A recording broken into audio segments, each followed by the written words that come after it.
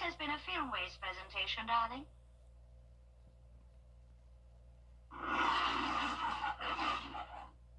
This is BTV, your home for memorable. A few light showers will move through tomorrow morning, but the main event will be on Thanksgiving Day. That's when we'll see more rain and even a few thunderstorms. Staying warm for now, but after Thanksgiving, we have a huge cool down on the way. I'll have a look at all those temperatures coming up. Now at 10, we continue to look at the situation with the Wagner Fire Department. We'll hear from the mayor of town. And Thanksgiving is just a few days away. What one local restaurant is doing to prepare. Your news at 10 starts now. Live from Television Park, this is WJBF, News Channel 6 at 10 on BTV. Good evening, everyone. You're watching your news at 10. I'm Graham Lee. Thank you for joining us. Brad has the night off. Coverage you can count on begins with the latest on the situation in Wagner, South Carolina. The town has lost nearly the entire fire department, and tonight we're hearing from Mayor Mike Miller for the first time since last week's chaos. We caught up with the mayor as he was fixing a water leak. A small issue, he says, is nothing compared to the bigger problems facing him and the town. Most all of our trouble started in January. Gotcha. The medical center shut down. Now the fire department. Last weekend, 19 firefighters resigned from their positions, with 2 more doing the same at last Monday's town council meeting. This was sparked by a 4-page resignation letter sent to the mayor and city council by former fire chief Tillman Rushton. A letter Miller claims is fake. I've approached 2 people that know what they're doing about the letter, and they said it was mostly AI generated, and I know who was behind it. The truth will come out, and I don't hate women. Where that came from, only God knows. Then last Tuesday, Aiken County Council voted unanimously to terminate the contract between the fire department and the town, a decision Miller says he was blindsided by. They told me that there would be no vote, that it was only a discussion in executive session. They've done it before, and it's politically motivated, and primarily one of our state representatives and a close ally he has here in town. And to add to the chaos, a structure fire destroying a nearby mobile home late last week, just days after losing his entire fire department. The mayor says despite what it looks like, it's not a coincidence. Immediately I learned it was a space heater that ignited the fire, and I feel bad for him. I am going to ask all of the council members and the former fire department members that will volunteer for a polygraph.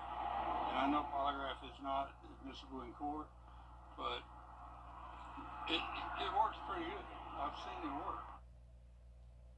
And the mayor also confirmed that the town will get help from nearby fire departments as this hiatus continues, and they'll have more discussions on that at their next town council meeting 1 week from tonight. Well, time now for our first check of the weather, and for that we check in with our chief meteorologist, Jenna Petracci. Jenna. Well, Graham, it's a dry night and not nearly as cold as it has been over the past several nights, so we're getting a break from the 30s for now. Here's a look at our Terry Lambert Hyundai Skyview Cam over at the Amentum Center in Aiken. No rainfall recorded today, just a very cold temperature we had to kick off our Monday. 36 degrees at Augusta Busch Field. Our high today, though, was 73, so the temperature has warmed up big time in the afternoon, putting us well above our average of 66. You can tell it's around 5 to 10 degrees warmer across the CSRA compared to this time yesterday, even 13 degrees warmer in Swainsboro. So that's putting our temperatures in the low to mid 50s, 56 in Evans, 54 in Allendale. Bamberg, you're also at 56, right at 50 in Sylvania, 54 in Gibson, and 57 in Edgefield. So when you step outside, all you need is a light jacket, and really the same thing for tomorrow morning. It's not going to be too cold. Winds are coming in from the south, a little bit breezy here and there, 10-mile-per-hour winds in Saluda, 8 in Edgefield, 7 in Evans. Dew points are in the 50s, so we still have some dry air in place for now, but more moisture is moving in all ahead of this cold front. That's why we have that southerly flow coming in ahead of it, along with some cloud cover moving in. Notice this line of scattered showers and storms not really packing too much of a punch. We're not seeing any severe thunderstorms at this time.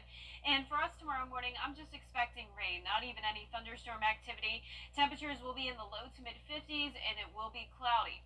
Now, as we look ahead here, you can see we're going to stay warm with temperatures reaching the upper 60s to low 70s each afternoon, mostly cloudy skies. Then we will have a chance of storms along with more widespread and heavy rain on Thanksgiving Day. So definitely important information to know there for your holiday plans. I'll have a look at the futurecast for that coming up, but back to you, Graham. All right, Jenna, thanks. Aiken City leaders deciding on a historic piece of property near the farmers market tonight. We told you today the Jackson Petroleum property by the Aiken Farmers Market is being sold to Marketside Villages.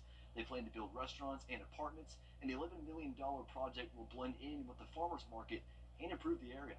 The proposed owners want to do a mixed use with some commercial restaurant, but and also some multifamily or rent apartment type living, and it would be something that would be in sync with the farmers market, which is adjacent to it.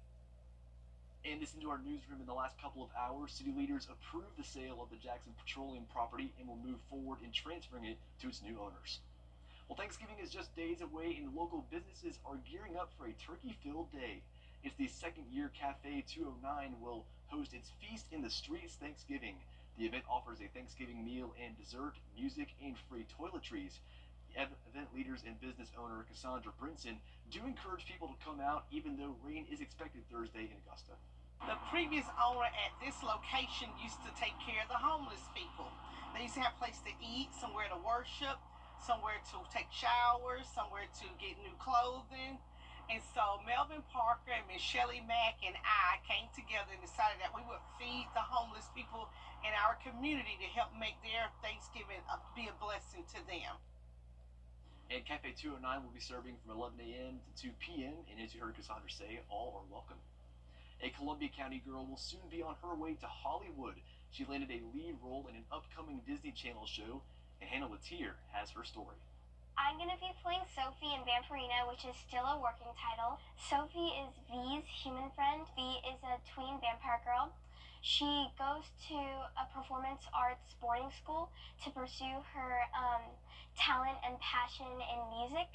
And it's a huge risk for her because she has to keep that she's a vampire a secret from everybody, including Sophie. 11-year-old Jawan Lee got into acting, singing, dancing, and playing musical instruments when she was 6 years old. My best friend, she introduced me to a local theater program my school was hosting, and she was like, "Do you want to do this?" And I was like, if I get to hang out with my best friend after school hours too, I'm down. And I did that, and it was super fun. Since then, she's been in numerous theater productions, playing roles like Tiny Tim in A Christmas Carol, Jasmine in Aladdin, and Tamika in School of Rock. Landing the Vampirina role took about 6 months. I had to fly out to LA to do more testing with other candidates, and I had to read the script in front of the Disney production and casting directors. And after a bit, I finally heard that I booked Sophie. Lee couldn't believe it when she got the call. I was a bit overwhelmed and I was like a bit nervous, but overall it was mostly excitement, and I couldn't wait to fly to LA again to shoot the pilot and be on set and make a bunch of friendships. She wants to thank everyone who has supported her along the way and hopes to make it big one day. 100%. I think I definitely want to be a singer and actress and a pop star, and I really want to perform on stage and go on tour like Olivia Rodrigo or Billie Eilish. In Augusta, Hannah Latier, WJBF, News Channel 6. How about that story? Well, next time on Jenny, a new store in downtown Augusta has one segment of the arts community in Stitches. If you like knitting or crocheting, we're going to hook you up. Jeff Pulliam is one of the owners of a unique yarn shop just off Broad Street. It's called Three Crows Fiber, and it's a first in the area with locally dyed natural fiber yarns. And Augusta was a fiber desert. We did not have any place that we could buy true natural fibers. Some of the big chain stores have a few selections of wool or cotton, but not really good fiber. And so we wanted to gift Augusta with some really good fiber. One of the things that people absolutely love is locally dyed yarn. And so not only are we selling yarn, but we have locally dyed yarn that you can only buy in Augusta, Georgia. And we'll also check in with the Golden Harvest Food Bank as their need for community support is greater than ever. And a big honor for a local entrepreneur. You can find that on Tuesday at 12:30 on Jenny. Well, still ahead, Turkey Day is almost here as we talked about how the James Brown Family Foundation made sure the community could celebrate properly.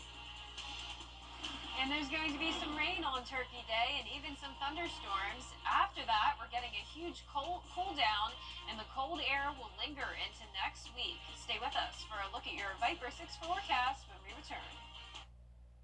The death of a loved one. Connect to the world of Wicked this holiday in theaters now.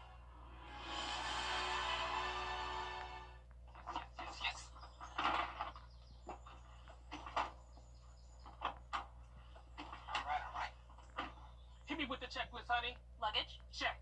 Kids? Check! Butler trip check?